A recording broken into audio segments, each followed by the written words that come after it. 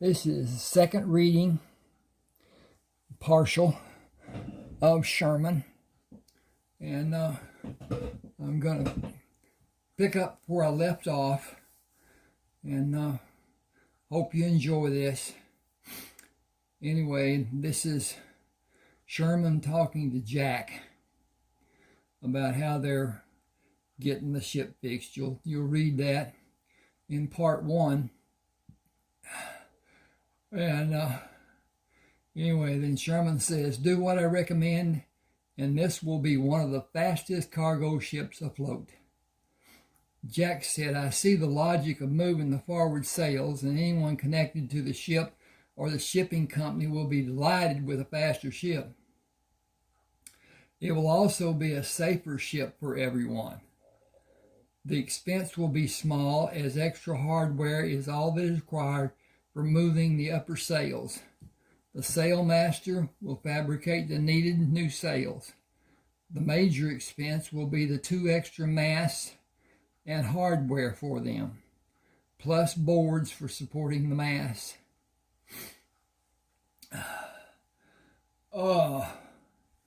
Okay, yeah. Anyway, Jack said 2 extra masts and gaining more efficient wind management, plus added sails for speed. "I am impressed and happy. It will be done in Florida. We are rebuilding the ship as I told you I wanted to be your priority after taking command. Tailwig will harm no one now.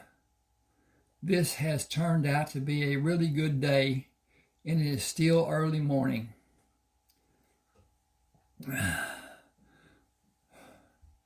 Sherman said, "Heath said the same thing earlier in my quarters. We can continue to have good days by making them be good. If I can make one person's day better, it will be a good day for me." He didn't say for me, he just said good day. Jack said, "We should go down to the deck, as the ship will clear the harbor channel soon, and the crews will drop and set the sails. We will be a hindrance to them." "Okay. Take care as you go down, and do not hurry. No slips by either of us, and it will be cause to say it is certainly a good day." I got to move this down, and I didn't get set up to do it on the side. "Sherman, I knew when I spoke to you about taking on this assignment, and you talked about how your father schooled you and Heath about life and duties on a ship, that you were capable even though you were inexperienced. If you were observed by someone not privy to that information, you would be judged to be a seasoned veteran with many years of experience. Joshua Crammer was a very loving man, but he was a stickler for detail, and required us to not only learn his lessons and explanations, but repeat them and teach them to others with clarity. The memory of learning and the memory of teaching leaves those memories in our minds to draw on forever. I have only followed those lessons as my father taught them, and as I continued teaching them. Remembering and acting on those memories allow me the ability to teach, or for a better word, direct my crew from memories of my father and others instructing me." Excuse me just a second. I need to check on some stuff here. And yeah, it's going, well, yes, looks like everything's squared around. I've been having a little throat problem, and am still to some degree. And I think it's the time of the year.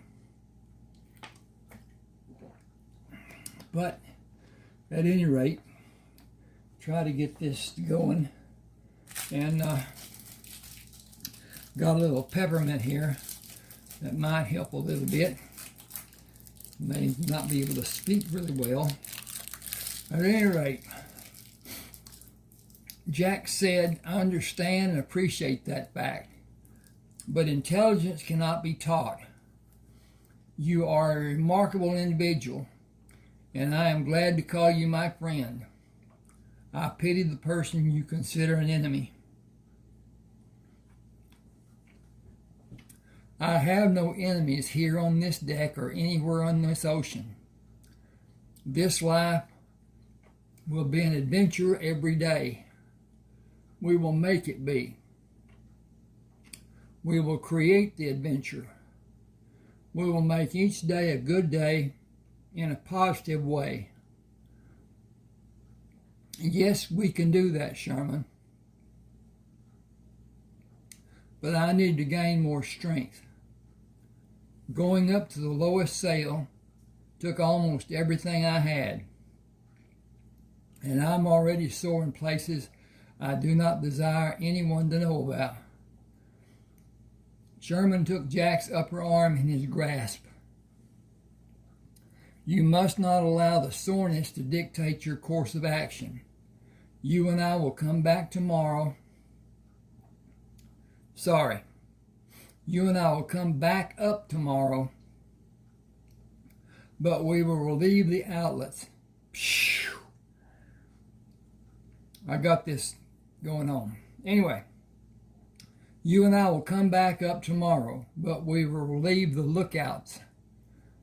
Climbing there is easier, but you will need to work through the soreness or it will increase in severity. You will be sore tomorrow, but the exercise needed to climb will relieve the muscle ache and add strength. I need to take a reading and check our course. We are far enough from land to navigate in a general direction. Tonight I will calculate the position of the ship and make course changes through the night. Jack said, you just gave me another example of your worthiness to have your position. I have sailed with many men. I have never been aware of one doing charting other than daylight hours. Charting is not difficult with the sun, the moon, and the stars to follow. But miscalculation is not so severe if it is done and recalculated in the following hour. I can sleep comfortably for 4 hours after the calculations prove to be true. The deck watch will wake me after 4 hours to take readings and make needed course correction.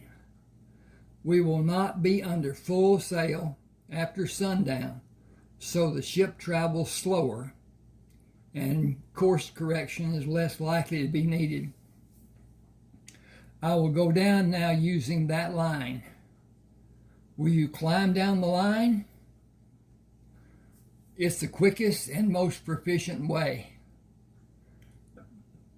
He moved down using 12 movements and looked up at Jack.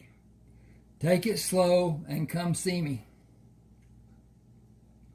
I will take it slow and take a needed rest. I will see you tomorrow.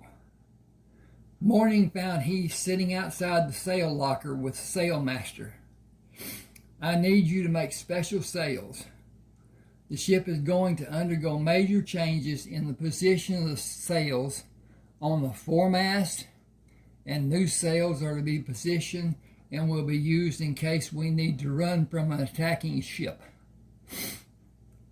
Excuse me. The sailmaster shook his head. This ship will not outrun a frigate or some of the privateer ships. It is too heavy and too slow in navigation. It will not need to outrun one if we see them in time to lay on different sails and maneuver away without being seen by them. We have an advantage in a better spyglass, one with better optics that allows our crew to see much farther than the older ones, almost 1/3 as far. If we can see an approaching ship 10 or even 15 minutes before they can see us, and the added sails are deployed, we can possibly slip away or make enough of a run to discourage the other ship to a point it will look for an easier target. It will give us a better chance than the sail configuration does now. The new sail that will be placed amidships will span as much of the deck as possible on the bottom edge and will have eyes large enough to run a strong rope through to anchor the bottom of the sail corners, and the top will be lashed to a short spar and ropes going to the mainmast sail spar. The top will be gathered and bunched to be as narrow as a small spar. I have a drawing for you just to convey the thought of what can be done. You have the freedom to change any aspect to improve what I have drawn. Oh, I see. You want a billow sail to resemble a partial bubble, a spinnaker sail. That's simple and easy to make. How will it be anchored? I drew that also. Yes, I see. The bottom lines will need anchors of metal eyes attached to the deck, or a cleat, because the cleat will allow the sail to be placed faster and also taken down faster. We will need to take a measurement of the center of the leading sails to allow wind to push into them, or this sail will block it and defeat our purpose in having this sail. Excuse me a second so I'll look at this again. Oh, okay, well, we doing good. Still got a froggy. The measurements for the new sails are being taken now. They will be only a foot or so larger than those already in use. They will not be made so big that they block the air flowing to the next sail, just catch more wind than has been getting to them. Sherman and 3 crew members took the guns and ammunition to the forward boxes in the bow of the lifeboat. The canvas covers of the guns were checked as the guns were put into the boxes. 4 sails to be used for shade from the sun and the boat's sail were placed under the guns, and tools for wood crafting, medicine to combat infection, olive oil, hardtack in tins, and various items which might be needed if the lifeboat was to be used were placed over one of the sails, and the other 3 were placed as a cover for the items stored in the box. Excuse me. Small items were also placed over the covered guns in the second large box. 2 small casks of water were stacked and lashed to lay in the bow, with a single cask in the rear and singles placed between the 4 seats. Carpenters crafted flat wood to be used as stays for the shade. Navigation equipment and charts and a small spyglass were stored in one of the smaller boxes, which could serve as a seat for 2 men, as it might be needed. The 2 remaining boxes were filled with items he judged might be used in the open water. He padlocked the 5 boxes and gave extra keys to Heath and Jack. After the ship's crew retired, Heath helped Sherman carry the gold in 2 small chests and the Texas banknotes in 7 tins, and rearranged them with the earlier placed contents inside 2 of the small boxes. Hot wax was applied to the inside of the lip that closed over the side of the boxes to seal them against moisture, and a canvas was fixed over the boxes using hooks on the side of the boat and metal eyes in rows on the edge of the canvas. A second canvas covered the entire boat. Cornish did the required work half-heartedly and continued bullying men after working hours by challenging them to a box.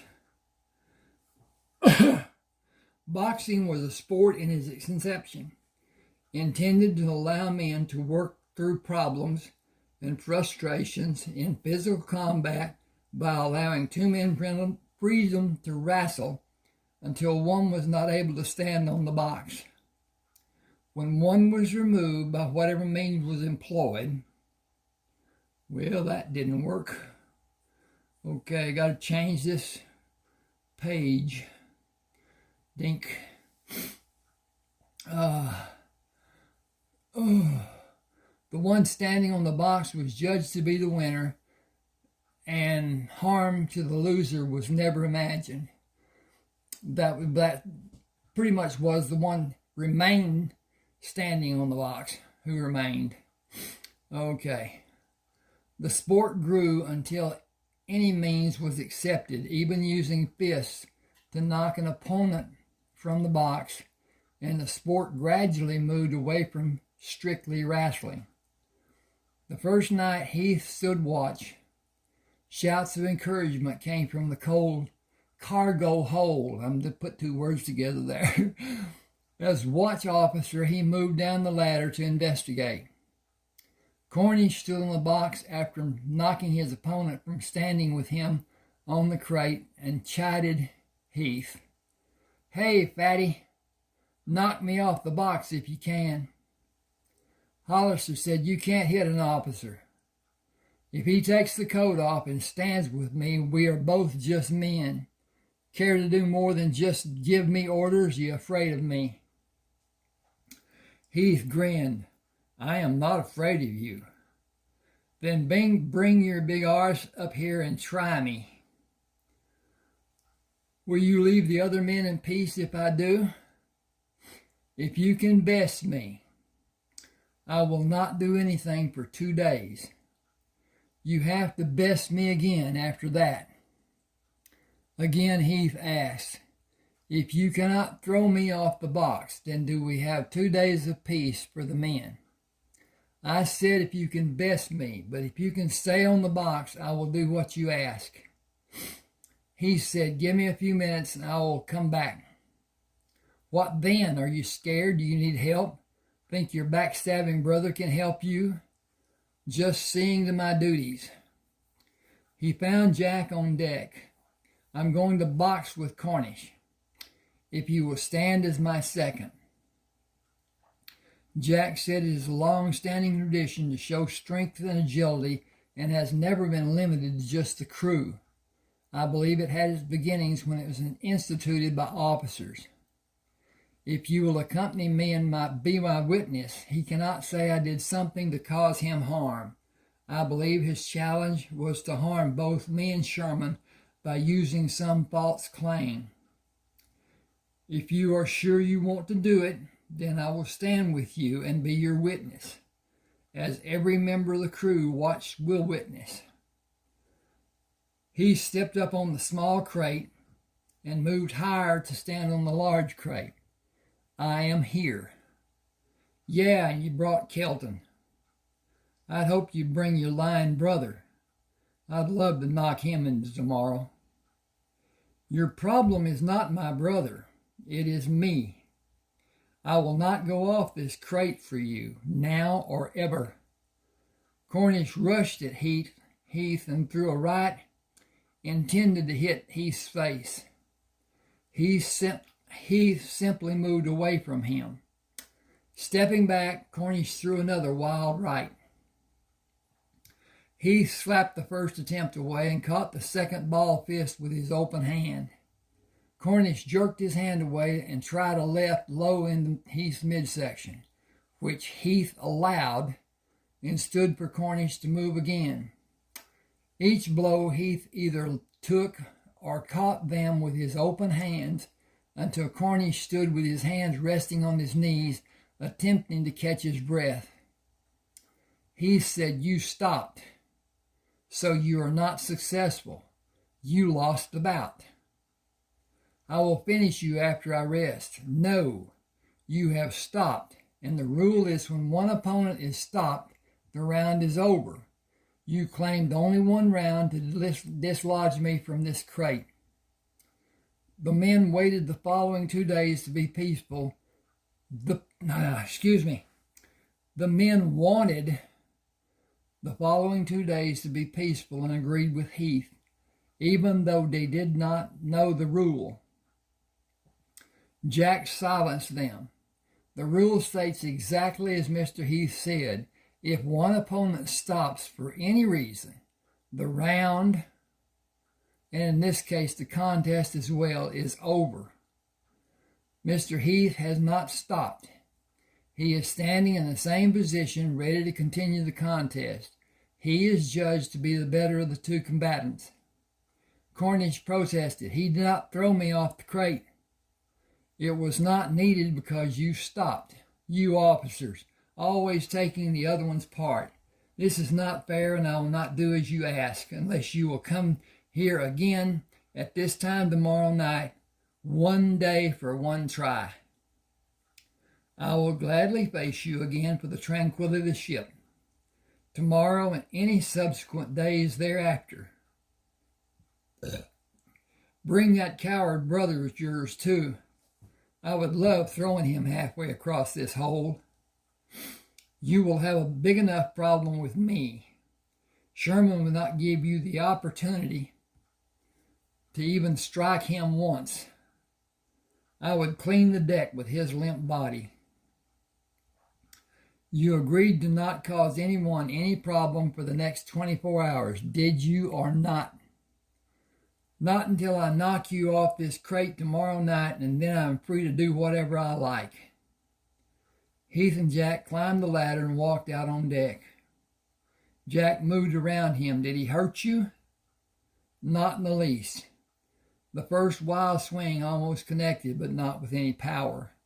He does not know how to throw a punch using his body.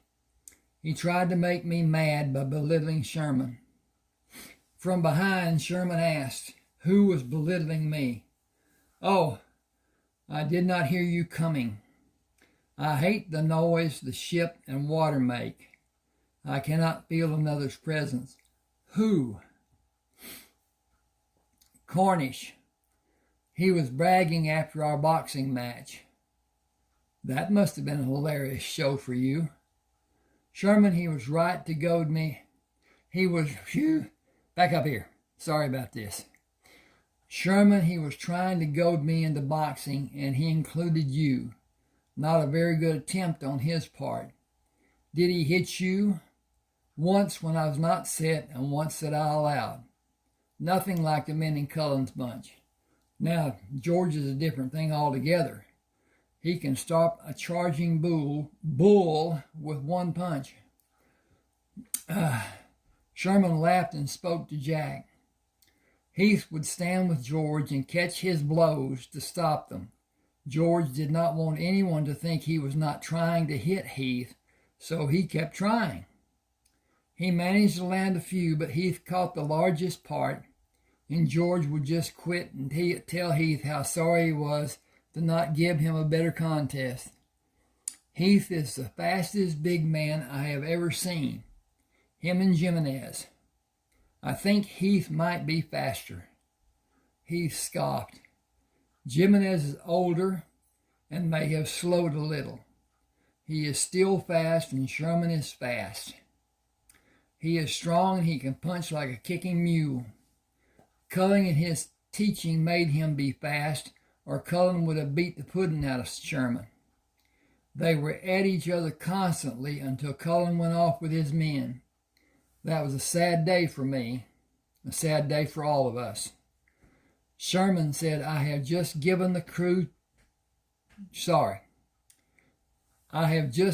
helm crew a new course, and I'm going to sleep. Have someone wake me before mid-watch, and I will check our course again. Good night, you two. Jack put his hand over Sherman's shoulder. I will walk you down. Good night, Heath. Good night to both of you until the morning. Sleep well. Got to do a check here. 24. 9:17. Yeah, we're in pretty good shape. Okay. This is the next night. Cornish stood on a large crate waiting for Heath. You afraid to bring your backstabbing brother? It doesn't matter. I'll knock you off the crate and he will have to defend you. I want to bust his head in. Worry about me. You will never be a match for him. That is what you think and not what I know. I'm going to beat you tonight. I'm going to hammer you. Believe it. I am here. Do it if you can. You can believe me when I say it will never happen. Cornish advanced on Heath, and the pattern Heath used the previous night followed again, with Heath catching blows or allowing them to hit him until Cornish backed away, taunting Heath, "Come on and fight." Heath stepped toward Cornish, knowing he could not be judged to stop, and wondered what ploy Cornish would use as he changed the tactics he had used before. Whoa. Keith stepped aside to evade Cornish's rush and pushed Cornish in the back, causing him to trip and fall. Jack held his hand over his head to quiet the yelling of the men. That is a fall, and the round is over. Combatants moved to the opposite corners. He spoke to Heath when Heath bent to hear. Just take a hold on some part of his body, throw him off the crate. It will not be difficult for you with your strength. That is what this sport was originally supposed to exhibit, strength and agility. I'm having too much fun to do that, and he will soon tire and quit. He was almost out of breath when he moved away from me. Start the next round and see how long he is able to stand with me. I will wager it will not be long. Heath crouched and moved into Cornish, allowing a body blow, and caught the higher ones. He began moving into Cornish, slowly pushing him to the edge of the crate. Cornish ducked to move away from Heath and the edge of the crate. Heath simply put his arm out to stop Cornish and push him back.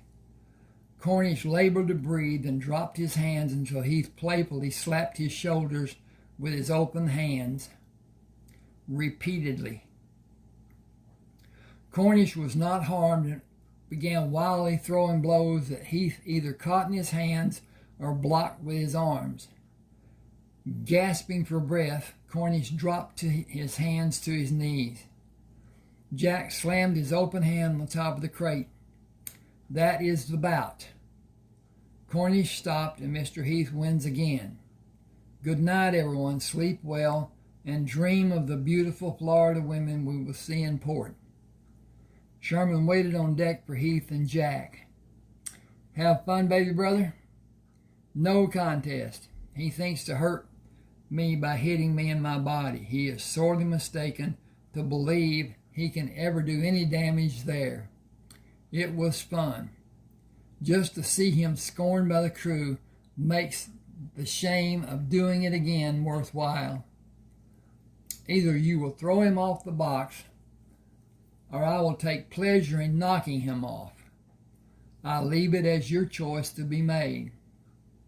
Listen, you can hear him ranting now. He will be worse on the crew if it's not done.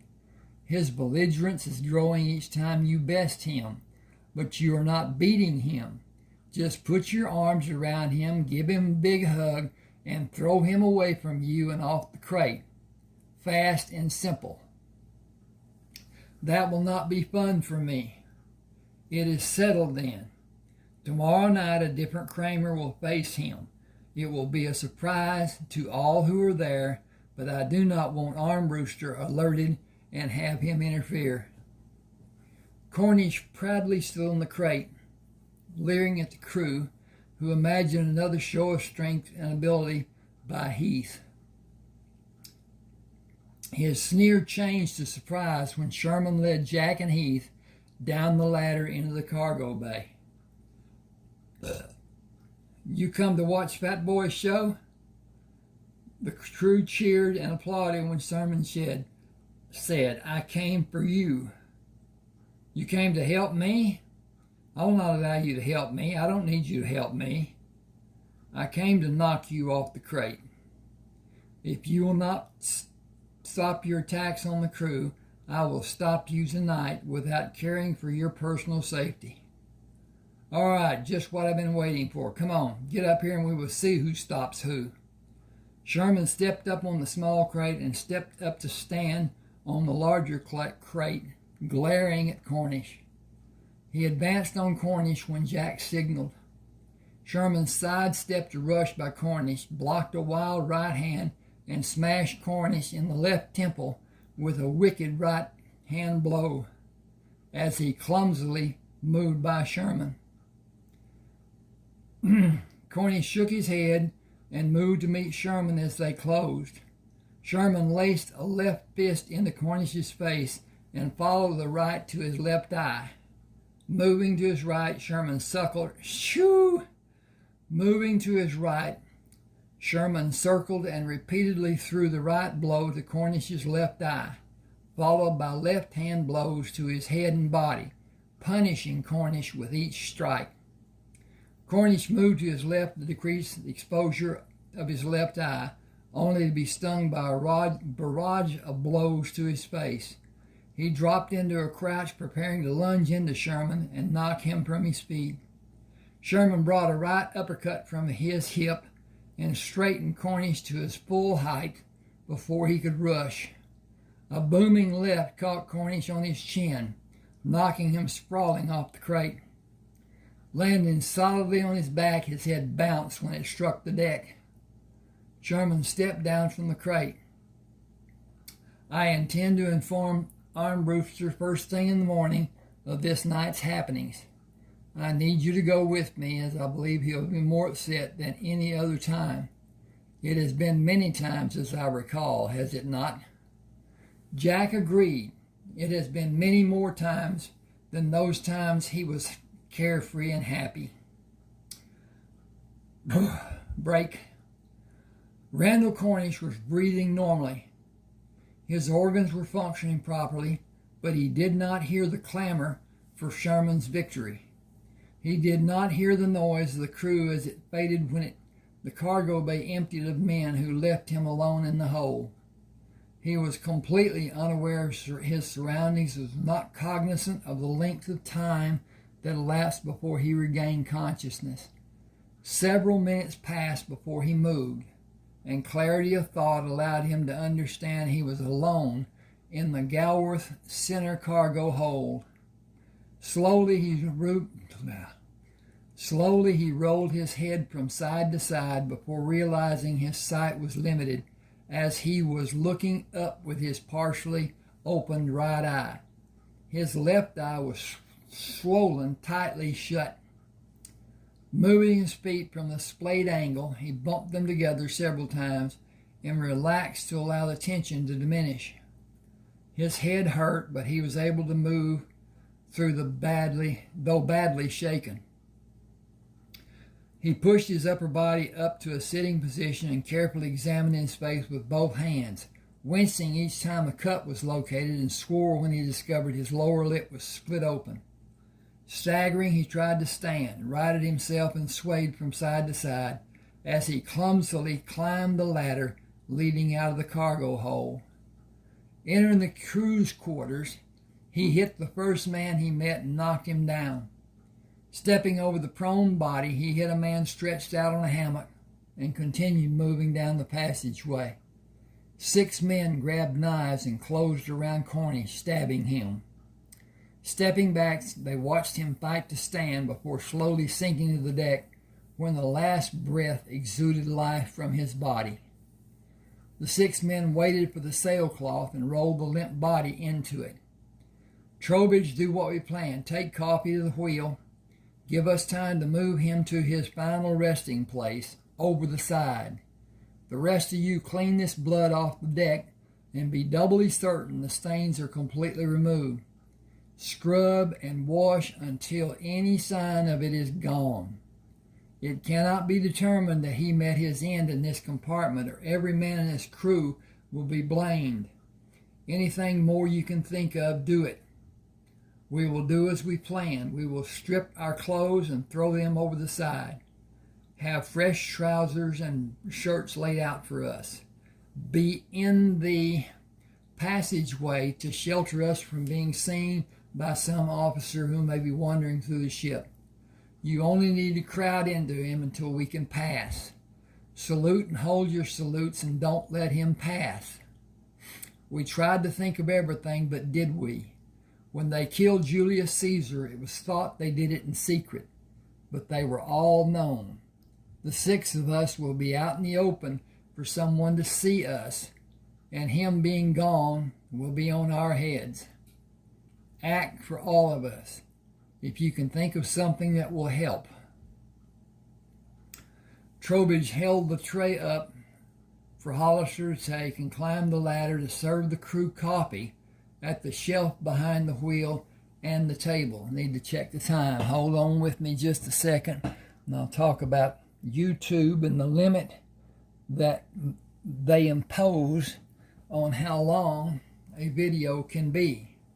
I know that there is a limit, but I don't know how long it is.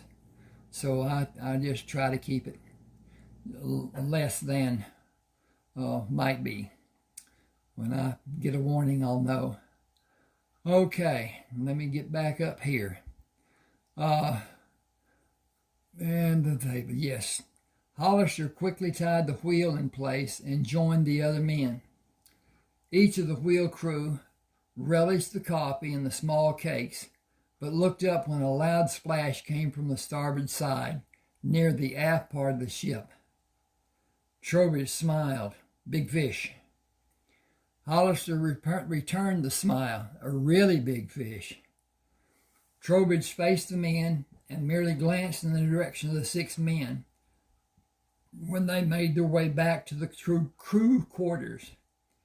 He gathered the cups and saucers and returned to the crew quarters after washing the cups and saucers and storing them. Painstakingly, he searched the deck for even the smallest sign and climbed into his bunk when he was satisfied there was none. The crew members were solemn the following morning until Lil Janowick reminded everyone, we are not to be overjoyed and not to be too serious. Just act in a normal manner and as opposite in character to the next person as may be reasonable. That is what we agreed to do, and you aren't. Put on your best face and act a part. There will be a search ordered, and we must all take our time, or it will give us all away. He was going to marry into the Cowd family, as hard as that is to believe. I think there's only one person on this ship who will be the least bit concerned. When boatswain's pipe quarters, Cornish was acknowledged as missing. Sherman ordered a ship-wide search for him. Be methodical and thorough, and even look in places you are sure could not hide him. As the men moved away, Jack came down the ladder to stand with Sherman and Heath. I do not believe you will find him. Sherman asked, why do you say that? Do you know something about him? There has been talk of ridding the ship of an unwanted member. I was on the aft deck when a large object was thrown over the side last night. The helm crew was having refreshments and were not looking at the 6 men who moved by them to return to the crew quarters. They were naked, each and every man. It was dark and I could not see well enough to recognize their faces. I would not tell anyone if I had seen them, but I can think of only one reason 6 crew members would be naked. This ship is an island. We stand above the men as authority figures, but they are the lifeblood of this ship. Whether it is harsh or otherwise, it is the crew's justice to be served, and their right to govern their life and safety. Sherman began moving away from Heath and Jack. Heath, you have the deck. Come with me, Jack, if you please, just as a witness. Entering the crew's quarters, they found 3 men who were overly busy searching for Cornish. This space is secure. Search the rest of the ship. He moved down the passageway and dropped to his knees, removing his knife, and took a sliver of wood from the deck. He stood up and turned it in the sunlight. We have a task to do that I would not wish on a person even as vile as Cornish was. He pushed this crew over the edge and they killed him right here. I will not tell him Armbruster that. I will merely tell him Cornish is missing and has not been found by a complete and thorough search of the entire ship, excluding Armbruster's cabin. I know this crew, and I do not believe an act such as this one committed here last night will ever happen again. I believe the crew decided it was time for Cornish to be stopped before he severely injured someone, and the men prepared themselves for a needed action. I do not believe anyone was assigned to act. The ones closest and in a good position around him did it. The deck was cleaned. It practically sparkled from being so clean. The adjoining boards in this space were obviously not cleaned. Sorry about this. The adjoining boards in this space were obviously not cleaned, and the sides of the clean boards held the evidence. Murder was not committed here last night. An execution, so ordered by each and every man in the crew, was efficiently carried out. Did you see one man this morning who looked either menacing or guilt-ridden? Not a single soul. I observed all of them acting quite normal. Not too happy, not too sad. In fact, I did not see any actions out of normal.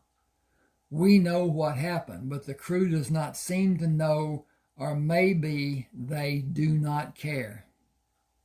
Or it may be that they don't care. Okay, not maybe as one word. Because their world was made right by actions that would be judged to be wrong. Take the officers out of the equation, and the whole crew that was involved in the action agreed to be a part of an act that could be very bad for them as individuals in a judgment of officers in a court. How could we condemn the whole crew? We certainly cannot run the ship. If all the crew is in the stockade, we cannot run the ship if all the crew is in the stockade. Sherman smiled. Who would cook for them? Returning to the deck, Sherman had the bosun pipe quarters.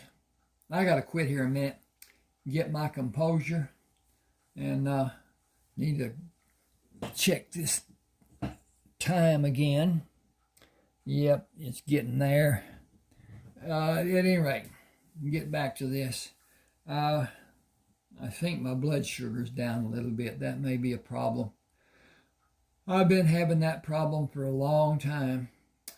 I am not hyperglycemic. I am hypoglycemic. My blood sugar goes down instead of going up, as in a person with a type 1, type 2 diabetes has.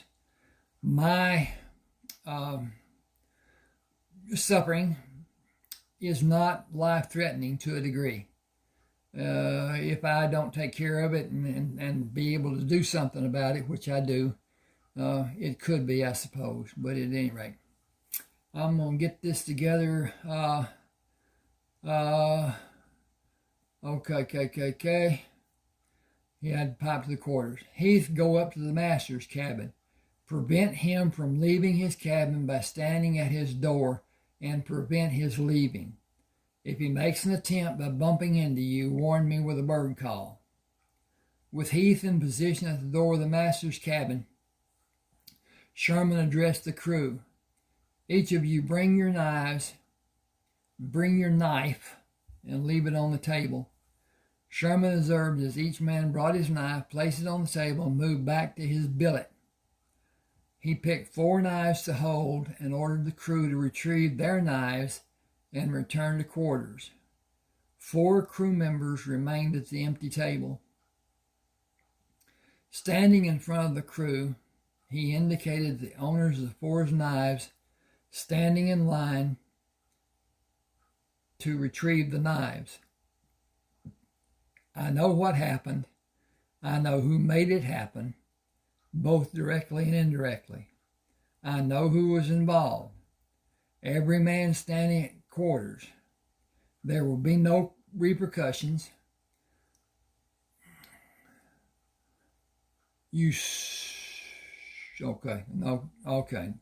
No, this is not jumping, moving, changing the page. There we go. No repercussions, no punishment. I only ask that it never be spoken of when you're away from this ship. I suggest to all of you that if it needs to be spoken of here on the ship, make it as quiet as possible among the whole group of the crew and never spoken about again. I have killed people. It was always done with thought, or it was forced on me and there was no time for thought. If one of you was endangered and threatened by a person, I would act to save you. If it took lethal force, I would act accordingly. I hold no ill will toward anyone because of what was done. Had I been in the midst of you, I would have been aligned with you. That does not mean I condone what was done. As first officer, I'm not allowed to. Enough has been said on the matter. It is over and done. If one of you or one of the others who were actively involved needs to speak to me, you have my permission. Break from quarters and remember Jack Kelton, and I will go to the master's cabin and tell a story neither of us want to tell about Cornish being missing. Remain calm should you hear screaming. We will soften the blow as much as possible. Mr. Heath will have the deck. Look to your officers for instruction. Look to your shipmates for help. Look to your safety and the safety of your shipmates. All hands turn to. Should I quit right here or not? Let's see what thing goes on in the gong. Okay. Armbruster sat behind his desk and looked at the overhead while Jack informed him of Cornish's disappearance. Was the ship thoroughly searched? It was, and scoured might be a better term for the search. It was done throughout the ship except in your cabin. He is not on the ship. Surprisingly, Armbruster was calm. Then there is nothing more to be done. Jack said, nothing I can think of. He continued looking at the ceiling. Every weapon of any size is to be taken to the weapons locker. The cannon you have requested will not come aboard this ship. I will report to Mr. Kalb that you disobeyed my order if the weapons are not collected. Bring me the key when it has been done. Cornish could not just disappear. I sense a smell of foul play. The 2 of you reek, and other men on this ship smell also. You are dismissed. Sherman left Armbruster and returned to the deck. Boatswain, pipe quarters. The men of the crew came to the deck and quickly assembled. The shipmaster has ordered all weapons to be locked in the weapons locker. He means all weapons, which includes your knives. I will not order you to surrender your knives if you are in the sail cruise, because you cannot cut away a sail if you are empty-handed. Losing a mast is not going to happen. Each sail crew will be given 4 knives when you go aloft. Boy, nothing can be done to lessen the severity of the ship's master's order. I am signed onto this ship for 1 year. I will honor my pledge and will ask you to try also. It will be tempting to jump ship when it is leaving the next port. I will try in the next few days to find a way to alleviate the circumstance, and I imagine Mr. Tailwig is influencing Master Armbruster. If that is the case, the influence will be short-lived because we have done better than expected and will be in Tampa Harbor 2 days from now, and Mr. Tailwig will leave the ship's company. The arrival in Tampa is conditional based on best guess for continued travel time. I will say to all of you who are thinking about changing ships, consider if you are signed on to be a member of the crew of the next ship Mr. Tailwig will be on. Stay on the ship because conditions have improved and will continue to improve. When we are finished with our year aboard the ship and back in America, you will all have a sizable payday. Any weapons that can be found will be gathered and taken to the weapons locker. I'm ordering all hands to rest to be able to be strengthened and make a complete search of the ship for weapons. Mr. Heath will make a list and we will assign groups to look for them later. Break from quarters and see to your duties. Jack smiled. You just told the crew to hide any weapon that can be hidden.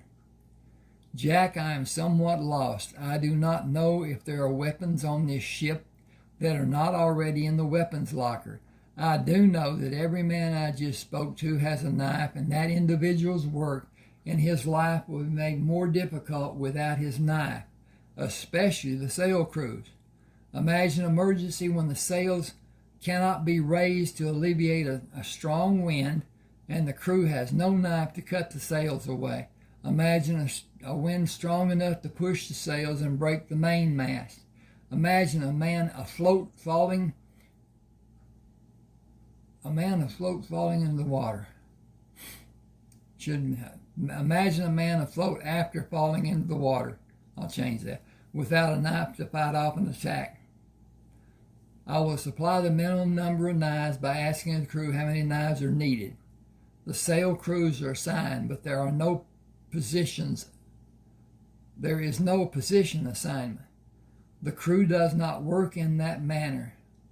They are free to take whatever position they are available to work in as they come to it. The faster climber swings to the right of the net, and the following man swings to the left, and so on. If needed, cutting away is by speed, not by assignment. The sail crews cannot have their knives taken from them, and I do not want anybody aboard to be without a knife. Crew members and officers alike. Safety for everyone depends on it. I'm going to quit right here. Please subscribe to my channel, and I'll leave a link to Smashwords, anybody that wants to buy the book. And please, as I said, subscribe, hit the like button, that helps the channel, hit the share, hit the what does share do? I'm looking at this stuff. Okay, thanks for being with me. Hope you enjoyed. I'll do another part later on, but for right now, this is all we're going to do. Appreciate it.